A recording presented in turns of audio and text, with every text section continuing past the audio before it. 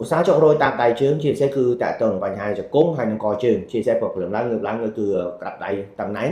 ហើយមួយរយៈនេះឃើញថាពេលដែលដើរឆ្ងាយឬក៏លេងកីឡាគឺត្រឡប់មកវិញគឺតែងតែមានការឈឺជង្គង់ខ្លាំងហើយនឹងហើមកជើងតើនេះជាសញ្ញាអ្វីបាទជួយជាមួយខ្ញុំដុកទ័រគីមបងប្អូនយើងគាត់បានសួរមកខ្ញុំហើយជាដដែលគឺខ្ញុំពិតជាអរគុណសម្រាប់ពុកម៉ែបងប្អូនទាំងអស់ដែលតែងតែមានចម្ងល់ឆាតចូលមក page នៅក្នុង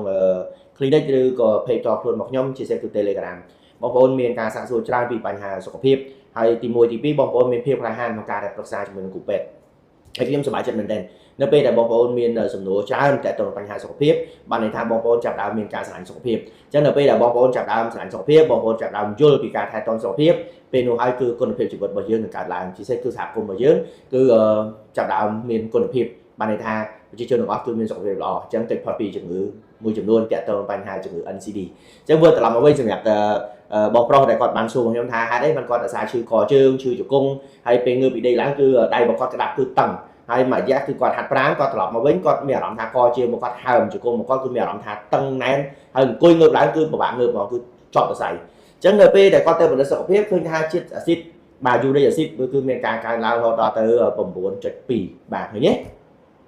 ដែលខ្លួនគាត់ថាពីមុនមកគាត់អាចដឹងទេតែពីមុនរបស់គាត់ហ្នឹងគឺមកដល់ឥឡូវចូលហើយជាតាមមើលទៅចូលជិត2ឆ្នាំហើយបាទពីមុនមកដល់ឥឡូវនេះមកតែគាត់ពិនិត្យសុខភាពរហូតបាទមួយរយៈនេះគាត់ខានពិនិត្យសុខភាពស្រាប់ឥឡូវសារជាតិស៊ីកើនឡើងអញ្ចឹងខានមកគាត់គឺ2ឆ្នាំតែសកម្មភាពរបស់គាត់ដែលគាត់រស់សពថ្ងៃសកម្មភាពថា lifestyle របស់គាត់ទី1គាត់មួយរយៈនេះគាត់ហូបភេសជ្ជៈផ្អែមច្រើ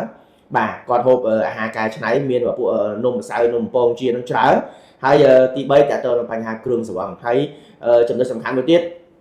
គឺគាត់ជាមនុស្សម្នាក់ដែលចូលចិត្តហូបប្រៃអញ្ចឹងដល់ពេលយើងមើលឃើញសកម្មភាពរបស់គាត់អញ្ចឹងហើយការហាត់ប្រាណនឹងដែរគឺមួយរយៈនេះមិនថាគាត់ហាត់ប្រាណរាល់ថ្ងៃទេគឺគាត់ចាប់ដើមមានការពជាក្នុងការហាត់ប្រាណអញ្ចឹងរាល់ពេលដែលគាត់ទៅហាត់ប្រាណគឺគាត់ឈឺហើយគាត់ឈឺរយៈពេល4-5 ខែមកហើយបាទចូលឥឡូវសឹងតែកន្លះឆ្នាំមកហើយ5-6 ខែហើយអញ្ចឹងហើយត្រឡប់វិញថ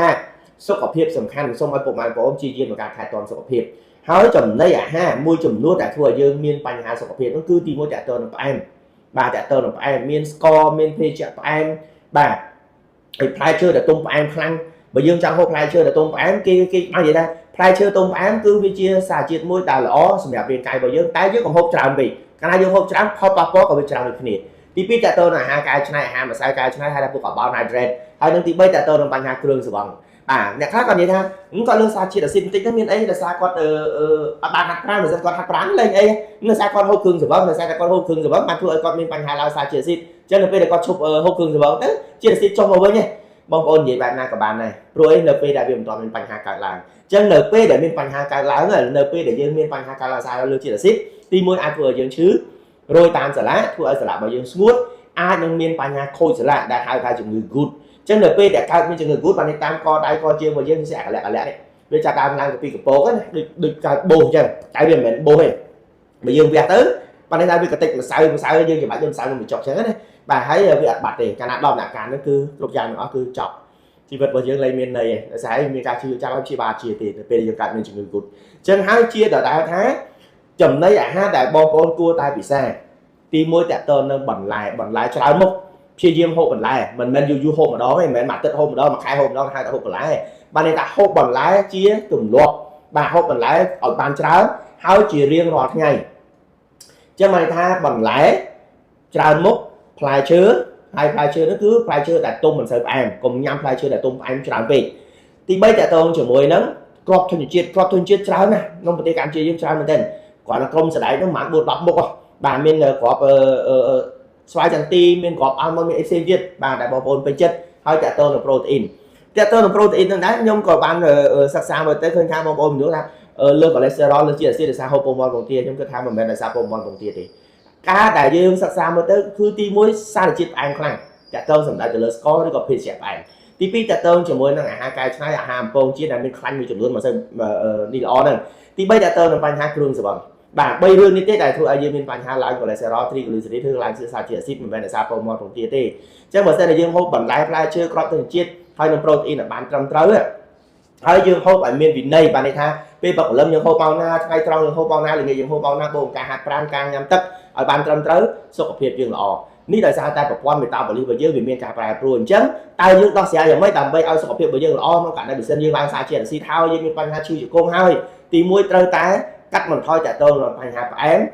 កាបូនហៃដ្រេតហើយនឹងគ្រឿងស្រវឹងហើយត្រឡប់មកហាត់ប្រាណបួនការញ៉ាំទឹកបានត្រឹមត្រូវហើយក្នុងនោះតែដើម្បីជួសជុលទៅលើប្រព័ន្ធមេតាបូលីសហ្នឹងដូចខ្ញុំបាននិយាយកន្លងមកហើយតាក់ទងជាមួយនឹង Omega 3 Resort អញ្ចឹងបើនិយាយពី Omega 3ច្រើនក្រុមហ៊ុនមែនតើជាង20ក្រុមហ៊ុនដែលខ្ញុំបានធ្វើការពិសោធន៍មើលណាហើយអ្វីដែលជាចំណុចខុសគ្នាគឺកម្រិតវីតាមីន EPA និង DHA អញ្ចឹងក្រុមហ៊ុនជាច្រើនគឺ EPA និង DHA បូកចូលគ្នា400ជាង500តែ Omega Life 3 Resort គឺមាន EPA និង DHA រហូតដល់1500ទើបអាចដោះស្រាយបញ្ហាតាក់ទងនឹងបញ្ហាមេតាបូលីសក្នុងរាងកាយរបស់យើងតាក់ទងនឹងបញ្ហាស្ងួតទៅលើសាឡាឬក៏តាក់ទងបញ្ហាឡើងសារជាតិអាស៊ីតឬក៏តាក់ទងបញ្ហា triglyceride និង cholesterol ហើយចង់និយាយថា Omega 3 Resort មិនមែនថ្នាំដើម្បីទៅការពារយើងកុំឲ្យឈឺនោះទេតែជាវីតាមីនដើម្បីទៅជំនួយទៅដល់បញ្ហាសាឡាទៅជំនួយទៅលើប្រព័ន្ធមេតាបូលីសរបស់យើងហើយនឹងកាត់បន្ថយនៅសារជាតិល្អមួយចំនួននៅក្នុងរាងកាយអញ្ចឹងការដែលយើងជ្រើសរើសបន្លែផ្លែឈើនិងគ្រាប់ធញ្ញជាតិនោះទេតែជាចំណែកមួយជួយឲ្យរាងកាយរបស់យើងកាន់តែល្អកាន់តែប្រសើរអញ្ចឹងត្រង់វិញថា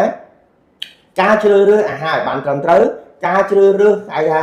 ផលិតផលឲ្យបានត្រឹមត្រូវបូកនឹងការដែលរៀបចំខ្លួនយើងឲ្យមានវិន័យតាក់ទងការគេតាក់ទងការហាត់ប្រាណតាក់ទងការញ៉ាំទឹក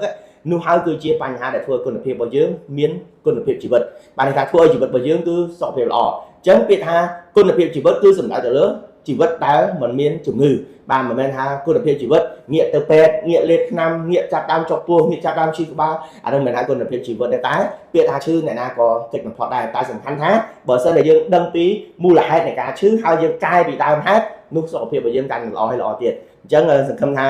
អ្វីដែលខ្ញុំបកស្រាយជូនបងប្រុសដែលមានបញ្ហាសាឡាជង្គង់បញ្ហាឈឺខជើងហើយមួយរយៈពេលដែលបានជួសឈាមអញ្ចឹងវិលត្រឡប់វិញថារៀងរាល់3ខែយ៉ាងយូរបំផុតឬ6ខែសូមមេត្តាទៅពិនិត្យសុខភាពជារឿងដែលសំខាន់ហើយកាត់បន្ថយទៅតាក់ទងនឹងបញ្ហាអាហារកែច្នៃតាក់ទងនឹងបញ្ហាដែលផ្អែមពេកឬតាក់ទងនឹងបញ្ហាគ្រឿងស្រវឹងអញ្ចឹងងាកមកវិញបន្លែផ្លែឈើគ្រាប់ធញ្ញជាតិញ៉ាំទឹកឲ្យបានគ្រប់គ្រាន់បូកនឹងការហាត់ប្រាណជារឿងដែលសំខាន់មែនទែនអញ្ចឹងសង្ឃឹមថាពុកម៉ែបងប្អូននឹងស្វែងយល់ពីនីតិសុខភាពមួយនេះហើយធ្វើយ៉ាងណាឲ្យសុខភាពនៃក្រុមគ្រួសាររបស់យើងជាពិសេសគឺគ្រួសារយើងតែម្ដងដែលមុនគេបំផុតជាដើមហេតុជាគំរូបាទអញ្ចឹងនៅពេលដែលយើងសុខភាពល្អគ្រួសារយើងមានសុភមង្គលជូនពរពុកម៉ែបងប្អូនបាទទទួលបានសុខភាពល្អយូរវែងពីខ្ញុំដុកទ័រជីម